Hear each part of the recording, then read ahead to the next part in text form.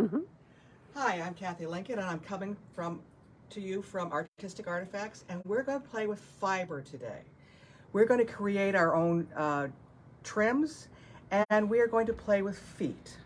And to show you an example of what you can do with these things, this is a bag that I used. This is cotton yarn. Was a variegated and 2 solids, and this is the trim it made.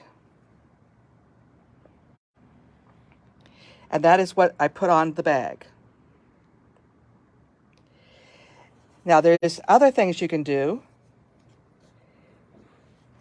Here is another bag.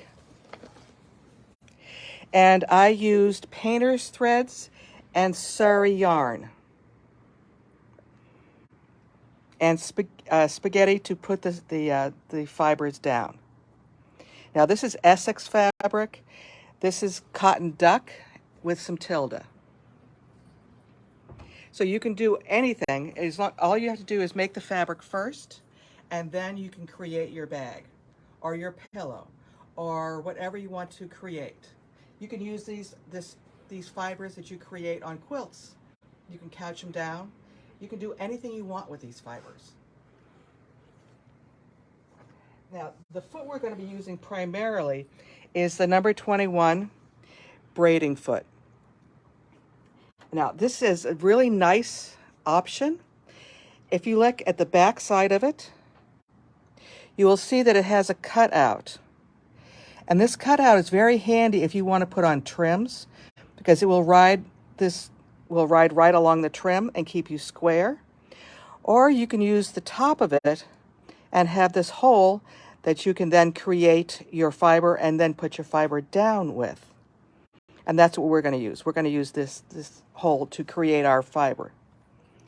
Now, to do that, you have to have fibers. So I am going to use, this is painter's thread. It's a gimp. It's a variegated. It's gorgeous. And I'm going to use 2 colors of razzle. Now, this is an 8 weight, so it's too heavy for the needle. And so what I'm going to do is I'm going to thread. I have my jelly jars over here that I'm going to put the thread into to keep it from rolling around the room.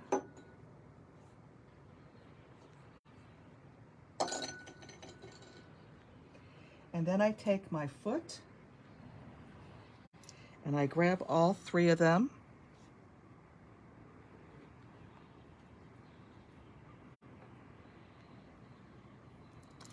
And with the foot off the machine, I put them through the hole. And I need to cut myself a clean edge.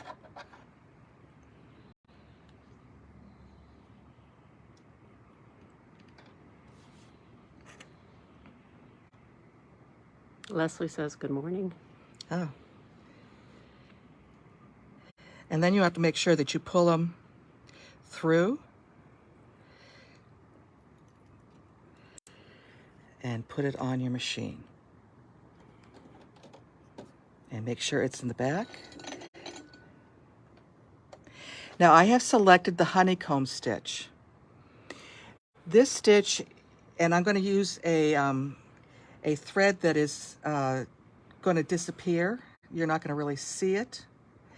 When I sew this down onto the fabric, I will then use a contrasting thread so that it will be another decorative piece. So let me put my foot down and let me grab my foot pedal and make sure I have control of the threads.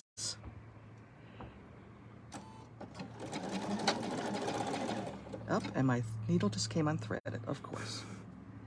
Okay, so. Wouldn't be alive without something happening. Whoops. Nope. Okay. Foot up. Well, this is providential because now I can show you the needle threader on this 790 Pro. I'm gonna go through here And then I'm going to touch the threader button. And voila, my needle is threaded.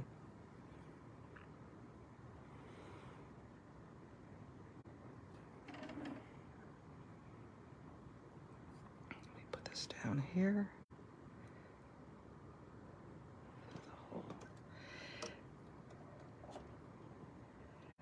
Ah, and my bobbin thread is not up.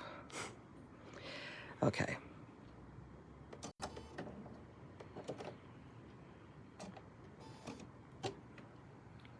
Christine, the foot is the 21.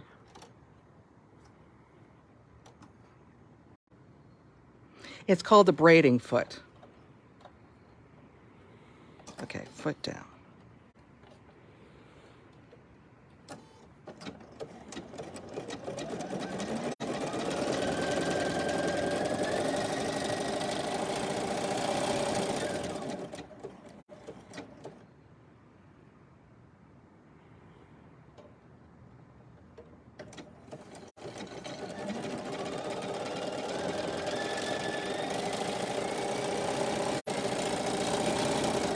And you just keep going until you make as much cording as you want. And when you roll it around, you'll see the different colors. So since I already have some made, I'm going to then cut these off.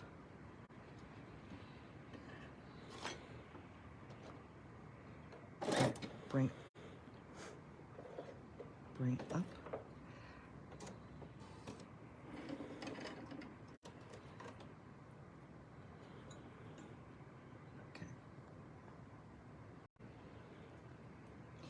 Now, this is a designer. I used designer to because it blended really nicely with that, so that you can't really see it.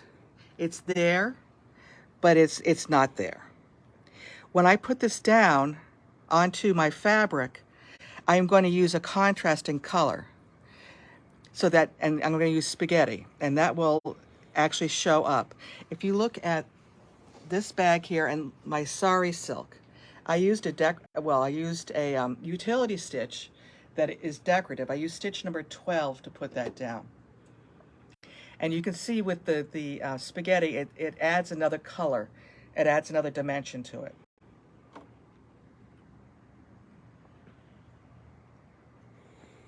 So you're going to create your fabric first, and then you're going to create whatever you're going to create.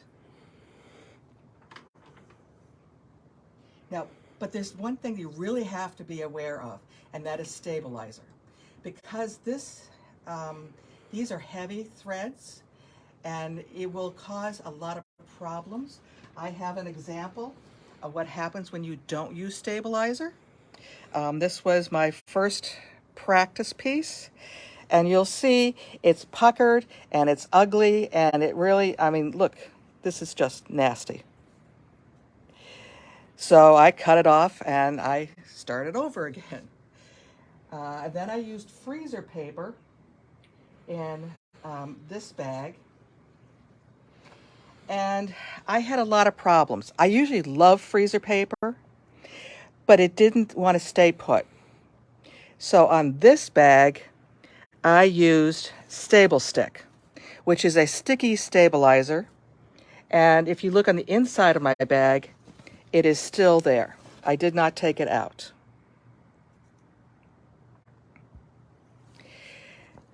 The other option is another sticky stabilizer, and that's Aqua Mesh Plus.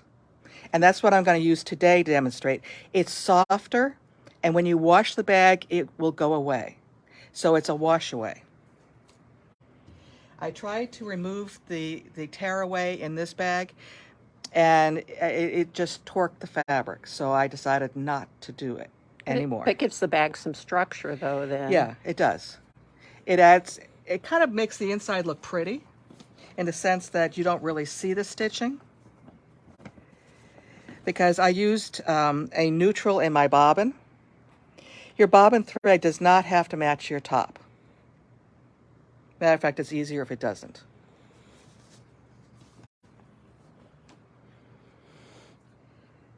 So, to use the sticky stabilizer, all you have to do is peel the paper off.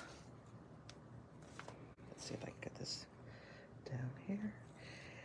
And this cotton duck, as much as I love it, shreds.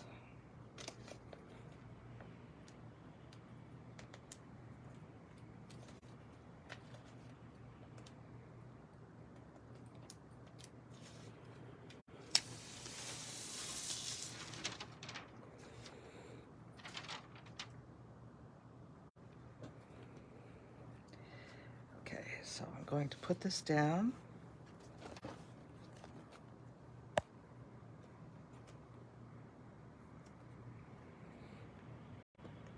And it is repositionable if you don't get it where you want it.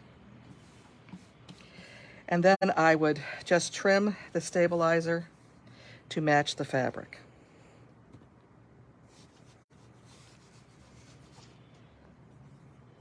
And then this release paper you can use for pressing or a number of other things. So I have this piece already set. This has got the stabilizer on the back, and then this is the fabric. You can't even really see it, but when I go to wash this, it will disappear. And since this is cotton duck, it will.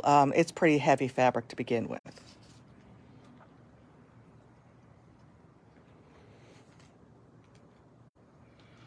So you have to use a stabilizer when you're working with this kind of thing. I am going to show you. I'm going to rethread my needle with spaghetti, which is a 12 weight thread. It is a heavier thread. There's my end. It's a heavier thread, and so it's going to show more. And 12 is the size that will still fit through a machine needle. Yeah. I have a size 90 needle on, and I am going to thread my needle. And even the threader will work with this heavier threads, which is really nice.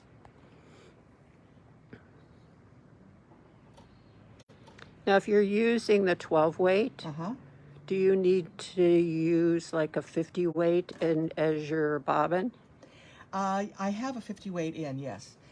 So you can't really use a deco bob in the bobbin? Yeah, you could. With the 12 weight? Yeah. Okay, all right. You might have to tweak your tensions just a little bit. I am going to use this sari yarn so you can really see.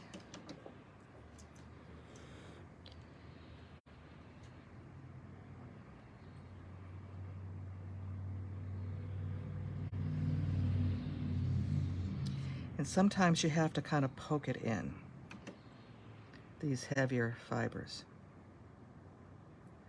just to get it through, and then you can pull it.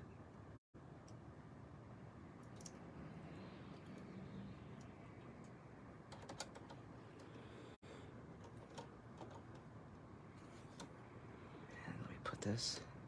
Now I have selected stitch number 12. It is a stitch that is designed for knits, but that doesn't mean I can't use it for anything else I want. Watch it, you're almost pulling it through, Kathy. Okay. I thought you were pulling your tail through. No. Okay. Also, you have a seam guide that came with your machine. When you do multiple rows, you can use that seam guide to allow you to keep them evenly spaced.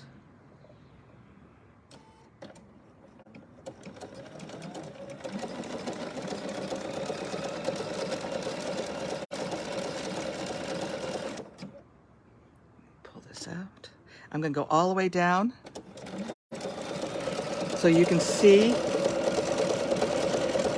how fun this is and how creative you can be.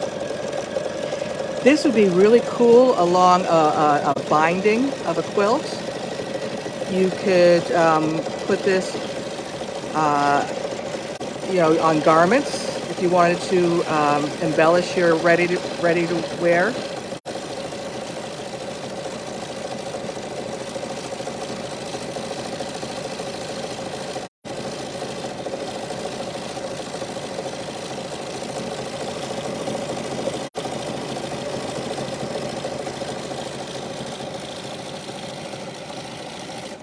Okay, let me bring the needle up, bring the foot up. And the thing is, if you want to repeat this row, make sure you pull the yarn or whatever your fiber is out the back so you don't have to rethread it. But now you can see, get it in the light here, and you can see how nice that is. It looks like you've put 2 cords down because of that stitch. Oops, there we go. So it's just. And this is using the 21 foot. This is using the 21 foot. Now I did use a bunch of other feet to do the construction.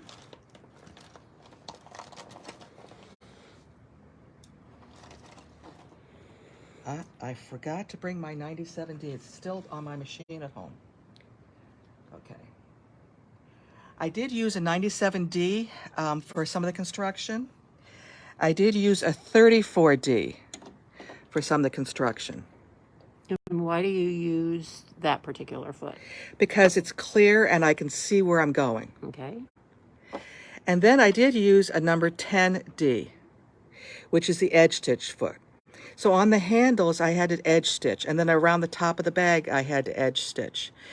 This keeps you straight, so no one will know that you can't sew straight. And anytime you have the option of a D foot and you have dual feed, make sure that you use it, and then make sure you engage the dual feed. Because if you don't engage the dual feed on these feet, you'll see it has the big opening in the back. You'll get wobbling. So if I were to put this on, I would then engage the dual feed. And it's a good time to look at the feet because they're buy one, get one, half 50% off. Yeah. So yes, and of course with BERNINA Feet, they're not inexpensive. So it's really nice when you can get a break on the feet. So there's a couple other things I want to mention. Catherine Nichols has this class coming up in next weekend, and there are still a few slots available. This is the size bag you're going to be making. It's the Clam Up by Annie bag. Yes, and it's really wonderful. I have made a bunch of these for Christmas presents. And Catherine is going to be our new Bernina educator as Kathy retires and sails off around the world. Literally. So yes. And then we have coming up in October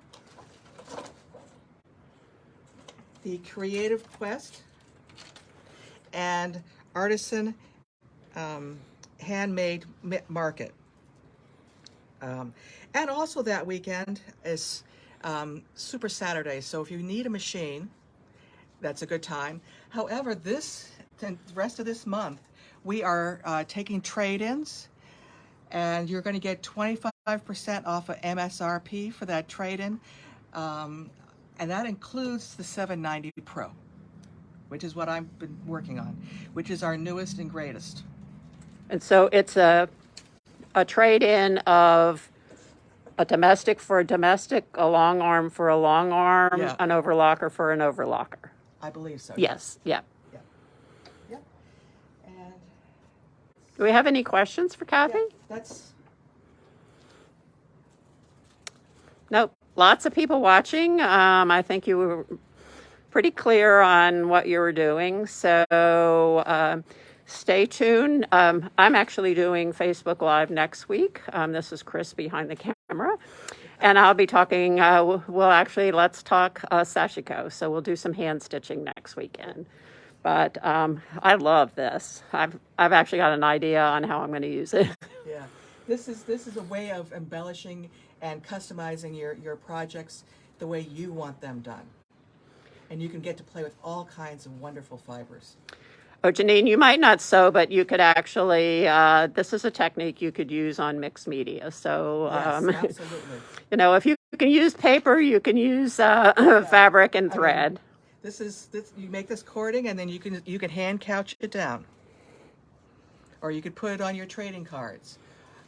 There's any number of places you can put it. You can even glue it down if you don't want to sew it down. All right. Thanks for watching. We'll see you next Saturday.